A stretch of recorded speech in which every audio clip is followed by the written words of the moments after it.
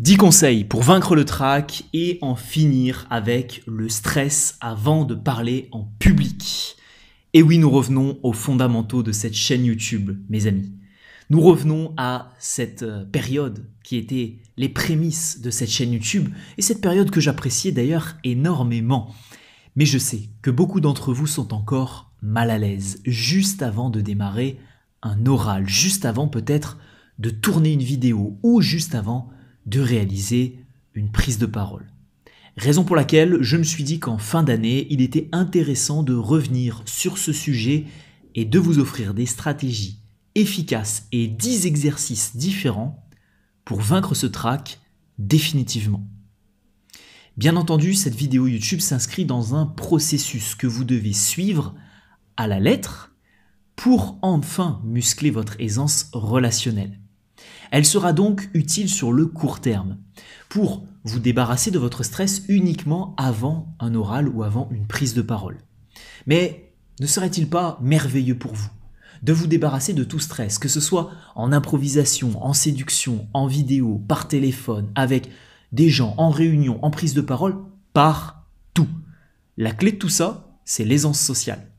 Et justement, j'en ai créé une formation sur le sujet qui dure plus de 8 semaines. 8 semaines pour faire de vous quelqu'un de confiant dans vos relations, quelqu'un de confiant avec les nouvelles personnes que vous rencontrez et surtout quelqu'un de beaucoup plus ouvert socialement. Le module s'appelle Aisance illimitée. Il a fait ses preuves parce que ça fait plus de 3 ans, bien entendu il a été mis à jour, mais ça fait plus de 3 ans que j'ai accompagné des centaines de personnes avec ce module de formation. Si vous voulez en découvrir plus sur le sujet, vous avez forcément un lien dans la description de cette vidéo avec la totalité du programme Aisance illimitée. Il sera aussi possible pour vous de réserver un appel diagnostic avec moi pour voir si votre profil correspond à ce module de formation. C'est totalement gratuit et ça peut forcément vous aider. Revenons donc au sujet de cette vidéo et partons donc sur les 10 exercices que vous attendez impatiemment pour devenir à l'aise à l'oral. La première stratégie, c'est la stratégie de visualisation. Imaginez-vous la veille d'un oral, imaginez-vous quelques minutes avant de monter sur scène, fermez les yeux et imaginez-vous en train de réaliser votre prise de parole. Tout se passe à merveille. Vous avez le micro en main, qu'est-ce que je pourrais prendre pour imiter le micro? La télécommande de la télé, vous avez le micro en main, vous parlez face à un public, vous regardez les gens dans les yeux, votre discours est clair, cohérent, précis, votre langage corporel est aligné avec la force de conviction de votre message, vous brillez face à votre auditoire. À la fin de votre prise de parole, vous demandez si le public a des questions, certaines mains timides se lèvent. Imaginez donc tout ça avec le plus de détails possible. Je ne cesserai de le répéter, je l'avais déjà répété à l'époque, mais si vous avez la possibilité de voir le lieu où vous allez réaliser votre prise de parole en amont, ce sera toujours un plus pour vous aider sur cette visualisation. La deuxième stratégie, c'est cette fois-ci une stratégie personnelle et intérieure, que vous pouvez d'ailleurs coupler avec l'exercice de visualisation. C'est une stratégie de sophrologie. Vous allez faire une respiration en 5 temps. 3 secondes d'inspiration, 1 seconde de blocage, 1 seconde d'expiration. Je sais que certains préfèrent la faire en 6 temps avec 2 secondes d'expiration. C'est à vous de voir. Vous allez donc inspirer par le nez en 3 secondes. Une vraie respiration profonde en 3 secondes, c'est une respiration quand même très grande. Donc vous allez pouvoir bomber le torse, vous allez même pouvoir vous remplir au niveau du ventre, remplir un maximum d'air, bloquer et souffler. Pourquoi la sophrologie et ce type de respiration est efficace pour réduire votre stress? Parce que généralement, vous allez effectuer des petites respirations. Et lorsque vous allez prendre la parole en public, vous allez aussi effectuer de toutes petites respirations. Le fait de détendre votre corps, de détendre votre rythme cardiaque avec des respirations bien plus profondes, c'est un game changer pour votre trac à l'oral. Donc gardez ça de côté et utilisez-le efficacement. La troisième méthode, c'est cette fois-ci la préparation, je dirais, physique que vous allez pouvoir avoir, des étirements légers hein, au niveau des cervicales, au niveau du cou, des étirements aussi peut-être au niveau des pectoraux, au niveau du dos, au niveau des épaules. On doit sentir que vous êtes à l'aise. Vous pouvez même commencer à boxer légèrement pour justement réveiller un peu votre corps. Et ça vous aidera aussi à dégager un maximum l'énergie et le trac qui vous paralyse. Et ça, je l'ai bien connu. Si je vous donne ces conseils, c'est pas parce qu'ils sont tirés du chapeau. Le chapeau, il est bien rangé là-haut. Mais c'est parce que vraiment, je sais ce qui se passe. J'ai été ce garçon très timide qui avait du mal à parler en public. Et je sais qu'on a tendance à se crisper sans même le voir. C'est-à-dire qu'on va... Alors, vous ne voyez pas la table, il faudrait que je dézoome un petit peu, mais on peut avoir les pieds qui s'appuient l'un sur l'autre. On peut justement peut-être se serrer les mains comme ça, se mordre un peu l'intérieur des joues. C'est peut-être quelque chose que vous faites inconsciemment. Et ça, justement, vous allez pouvoir le libérer avec la préparation physique. Ok ? La quatrième stratégie, ça consistera à échauffer un peu votre voix parce que quand le trac commence à monter, quand le trac commence à arriver, la voix se serre, la voix se noue, on a un nœud dans la gorge. Ça a été d'ailleurs le sujet d'une de mes vidéos YouTube qui a très très bien marché, comment se débarrasser de ce nœud dans la gorge. Et malheureusement, quand on commence à parler, on a, alors je vais essayer de me mettre dans un conditionnement où je suis très très très stressé, souvenir à l'époque. Et quand vous parlez, vous allez parler comme ça avec une voix, je ne sais pas si là vous l'entendez, mais très serrée. Et, on a l'impression on doit boire un petit peu d'eau parce que sinon on ne va pas s'en sortir. Donc ce que je vous invite à faire, un petit peu d'eau, un petit peu d'échauffement vocaux, quelques notes vocales, vous récitez quelques exercices de prononciation, vous commencez la première phrase de votre discours. Bonjour à tous. Je suis là et je suis devant vous aujourd'hui pour vous parler. Et puis voilà. Et ça va détendre vraiment vos cordes vocales aussi qui commencent peut-être à se tendre à cause du stress. La cinquième stratégie, la cinquième méthode que je peux vous donner, bien sûr, vous pouvez vous faire un petit plan d'action, hein, coupler 3-4 de ces stratégies pour votre prochain oral, c'est l'ancrage émotionnel. L'ancrage émotionnel, c'est un ancrage positif, forcément. Parce que ce qui se passe bien souvent, avant un oral, c'est qu'on s'imagine le pire. Avant un entretien d'embauche, c'est qu'on s'imagine vraiment que ça va extrêmement mal se passer. Si vous n'avez jamais eu l'occasion de faire une grande prise de parole, uniquement la visualisation. Mais si vous avez déjà fait des prises de parole qui se sont bien passées, alors mettez le focus sur ces moments de joie, sur ces moments de bonheur et émotionnellement, rappelez-vous ces bons souvenirs. Ça peut aussi fonctionner juste avec une conversation avec un inconnu, quelqu'un dans la rue avec qui vous avez discuté, un professionnel dans votre entreprise ou pour un entretien d'embauche, avec qui fondamentalement ça s'est bien passé. Vous avez eu un bon échange, vous étiez heureux, vous étiez fier à la fin de cet échange parce que vous n'avez pas réagi bizarrement, il ne s'est rien passé de grave. Et ça, c'est vraiment l'ancrage émotionnel. Une fois que vous êtes ancré dans cet état d'esprit, tout à l'heure pour vous imiter justement le stress, je me suis ancré dans un état émotionnel plutôt de trac et de difficulté.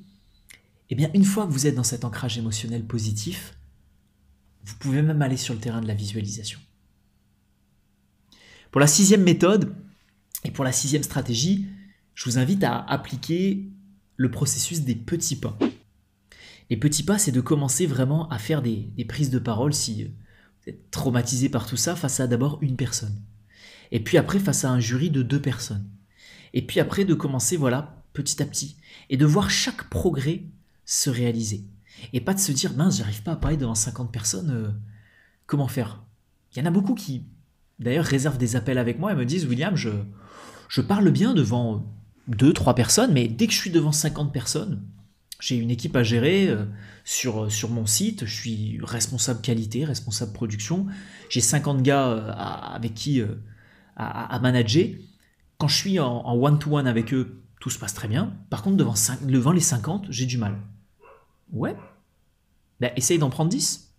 Essaye d'en prendre 10, ou essaye de couper le groupe en deux, de faire 25-25, et tu verras que fondamentalement, parler devant 5 personnes et parler devant 20 personnes, c'est un exercice différent. Donc, essayez justement de faire cette méthode des petits pas. Essayez de voir et de vous voir progresser petit à petit. Et si 25 c'est trop, descendez à 10. 10 c'est encore trop, descendez à 5. 5 c'est encore trop, essayez que ce soit 5 personnes que vous connaissez très bien pour avoir justement cette aisance naturellement. Et puis sinon, essayez de faire face à 2 personnes, une personne, et puis sinon, essayez d'appliquer aussi les autres stratégies. Et puis sinon, le programme Aisance illimitée, je pense, est important si vous n'arrivez pas à parler devant 5-10 personnes, il est même essentiel. Pour la 7e stratégie, on est sur une stratégie qui est globale, qui est commune à votre quotidien, je dirais, à votre vie, et qui n'est pas uniquement spécialisée sur l'avant et le prise de parole. C'est une stratégie de pleine conscience, c'est une stratégie de méditation. Alors vous le savez, je ne suis pas un spécialiste de la méditation, j'ai essayé d'appliquer, mais je ne suis pas forcément un très grand fervent et un très grand défenseur de la pleine conscience et de la méditation, mais je sais en tout cas reconnaître ses bienfaits. Et quelqu'un qui va méditer beaucoup plus, quelqu'un qui va réduire son stress dans son quotidien, quelqu'un qui va avoir une bonne gestion de son stress pour tout et n'importe quoi, pour des mauvaises nouvelles, pour des émotions, pour des problématiques professionnelles, pour tout et n'importe quoi, aura également plutôt tendance, pas une vérité absolue, mais à bien gérer son stress face à un public et son trac à l'oral. Alors vous pouvez utiliser la méditation et la pleine conscience juste avant votre oral, mais je vous invite à le faire et à avoir cet état d'esprit vraiment de réduire le stress dans votre quotidien. Si rien ne vous stresse au quotidien, vous arrivez face à un public, il n'y aura que le public qui va vous stresser.